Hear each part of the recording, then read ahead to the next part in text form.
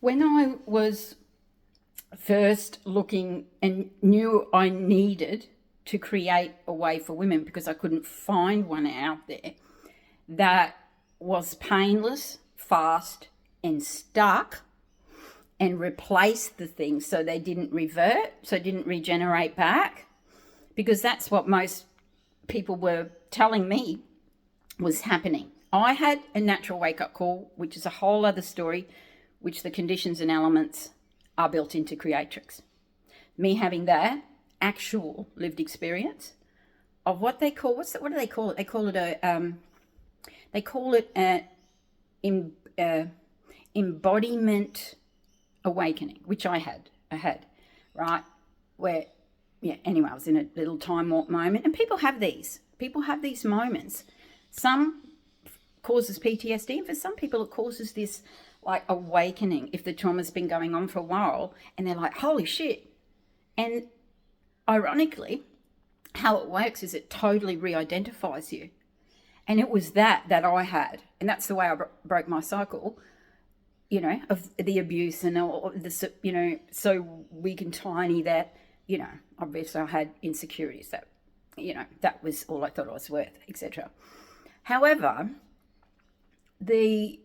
when I first realised it didn't exist, and I felt so much compassion for the women that for decades I was breathing belief into, that would, if I turned my back, or if they, I wasn't seeing them for a week, or, beyond a week, it would usually be when I went overseas, so it might be 2-3 weeks, they'd stop believing in themselves.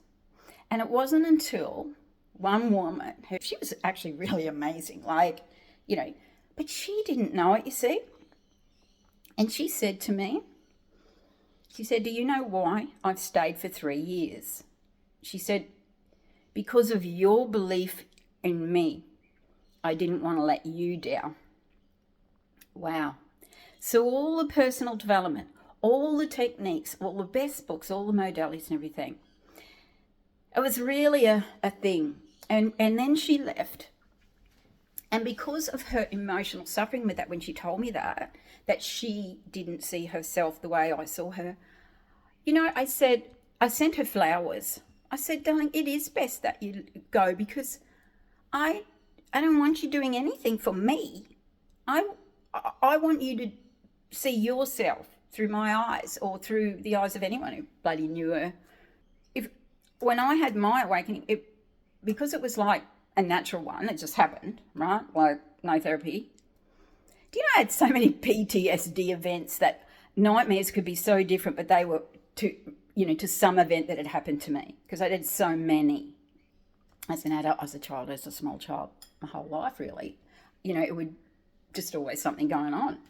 And so I had all those, but so why didn't I need therapy or anything to then go out from a checkout chick, unemployed, left school at 14, no leadership experience, no business experience whatsoever, not even runs in my family, and not believing in myself, couldn't even eye contact people. I was like, what the fuck are you looking at? I thought that they would dob me in and he'd find out and he'd come and get me.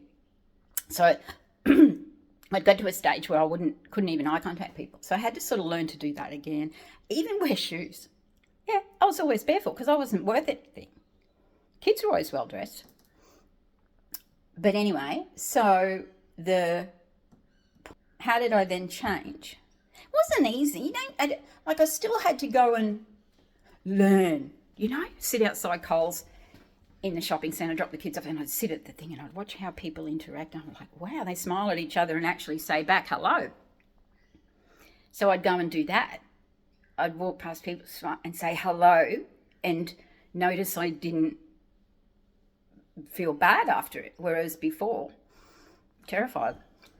So I had to, so it was just before that, when I had that natural event, I had already had something happen where I was told, I was like, oh my God, all these years later, now I have to go again because he's threatening me again out of the blue. And it was, so I contacted, the the powers that be, like Housing Commission and stuff, because, you know, I was in a Housing Commission house. And I was told, you get one relocation. We've got three houses available in Australia. They are here, here, and here. Choose one. But just know, it's the end. You get no more help. It's the only thing we can do for you is a one-time relocation. So I picked far enough away where if he sobered up, he might change his mind. That was the whole mentality. That was what made me decide where to go. And that was when I picked Mackay. So it was on the way of that I had this thing. Story for another day. But anyway, it happened. So if I hadn't had that happen, I wouldn't have been, I number one, wouldn't have had the belief that it was possible to change. And when I changed, because that moment that happened to me was so brief, it was a crossover between conscious and unconscious. So it's like the coming to. And in that moment, you sort of, it's so brief, but it feels like a long time when you're in it. But later, when I was teaching others, I thought, oh, it's what I do after that.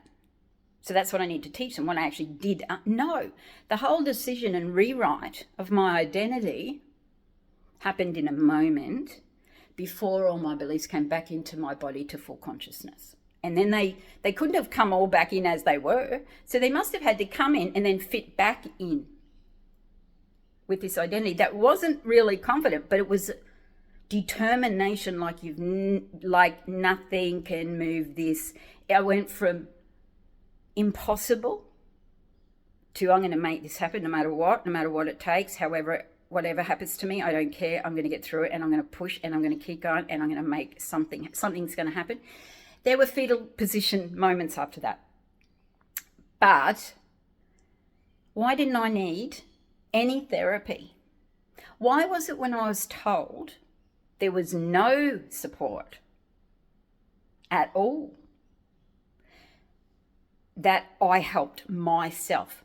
When I walked my heels, which I did, the tread off my shoes down to the nail and slipped down someone's driveway, that all in one day, the shoes were new, the start of the day, that walking to get those appointments, to do what I had to do, no one else could have done it for me.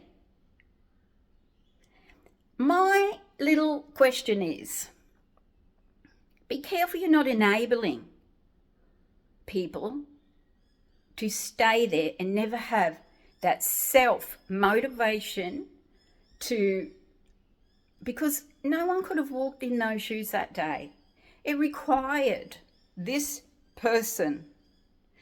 So at the end of the day, I think we've ended up in sort of an entitled mental health entitlement thing.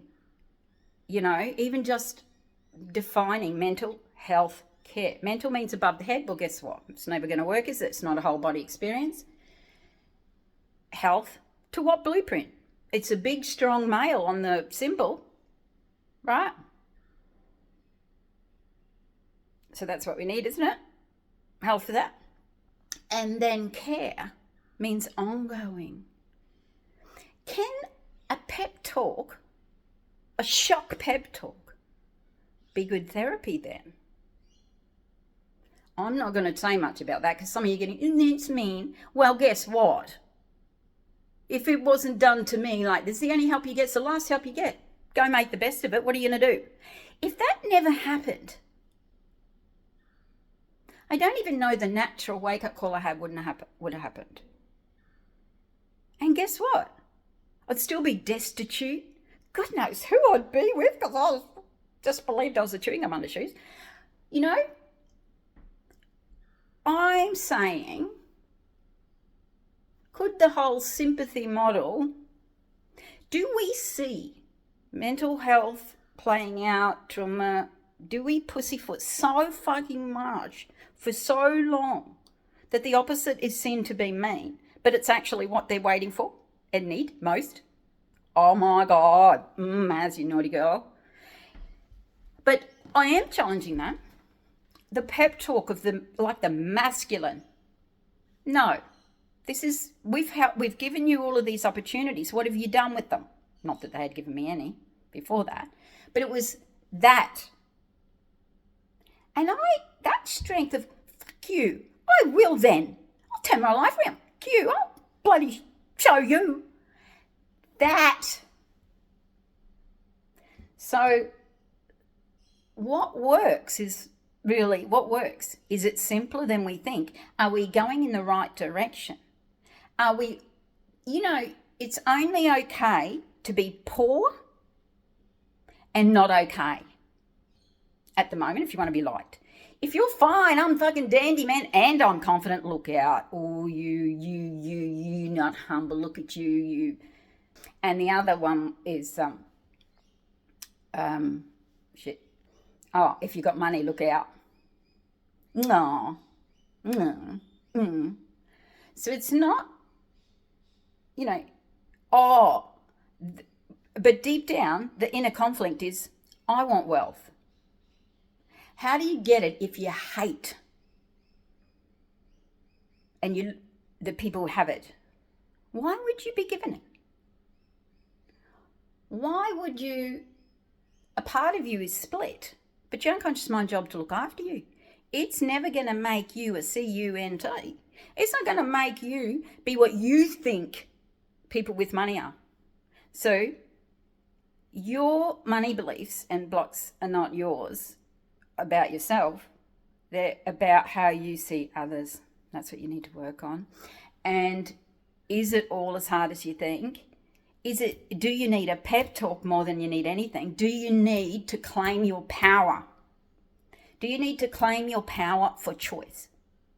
That means, it doesn't mean you own every bad decision you ever made. Well, it all doesn't matter in this process. What you do have to do, though, is let go of all blame, all causation outside of yourself, because you can't control any of that.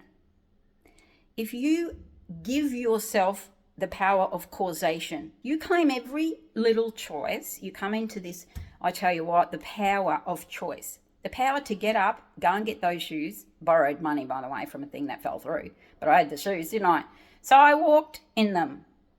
My heel was much. Wobble, wobble, wobble. Never worn bloody heels in my life, except on my wedding day, and then it was wet grass. I fell through the bloody thing. But anyway, distraction as I do. But there's some big, powerful messages in this. I just felt like I had to come on and I had to say those couple of things, because I think it's not as hard as we make out. We're not as needy as we think. If you feel like you're really broken, even that is a belief. I'm broken. Who's to say you're not fucking entirely not broken, normal, and a reperception shift and a self-pep talk? Self-pep talking. Who the fuck pep talks me, do you think? Who? There's not a single soul on the planet who pep talks me. In a way, I'll receive it, put it that way. Because also you have to be able to have the connection with the person who does it with you, to want to change so badly, and then they're coming from love for you to really get that outcome. That's the secret. So if all you are is, oh, darling, you can do it, that's never going to be sustainable. So there's a number of factors there. There's the pep talk element. There's the being really ready to have no support and have to go and change and do the things. And as far as the wake-up call moment that I had, that moment where all my faculties weren't back in my body yet, and I was in it, and everything, just I saw everything. It was like, wow, I never ever seen everything that way before. And it gave me all the power I needed for a lot of years, actually. That lasted right through it, and it built my confidence steadily by going and doing this stuff. But I started to do it. I started to go and learn how to, be confident. I had to go and learn that. I had to learn the little tricks of the trade. Put a bright lipstick on, they'll never question you, and stuff like that. Yeah, I did it. Great. Then I was able to step into it. I couldn't have stepped into it if I didn't know I could do it. But that's how I went from destitute to millions and millions and millions of dollars, from a non-believer that I was destined to be poor and to suffer Yep. And the world was full of baddies. They were foundational below everything. So, I did crack the code on all of those things. So it might not be as hard as you're doing it as a leader with the people you lead. What I did learn was mollycoddling and breathing belief always worked for a short time, but it's hard work. And so what happened to me in the natural call, all of those 16 conditions I was able to unpack. So I had to deconstruct that to reconstruct a way, because it was painless.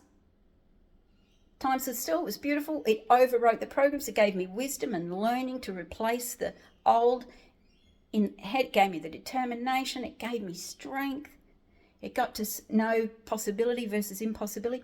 It was all painless, fast, cycle breaking. Really safe, because guess what? It wasn't about me. I wasn't in it. So yeah, all of the elements are in Creatrix. And for men, now Renovatrix. So that whole combination is a package of all the things, right, that cause lasting change. And I packaged all of those psychologies, the ecology, the systemology, the methodology, all of the elements required, and all of those, the different psychologies too, I might say. The epistemology as well of how we know what we know, all had to be challenged to create this. It is really an amazing method, if I do say so myself. And now with, over a decade of lastingness, we've never had to do someone for the same thing again. It's impossible.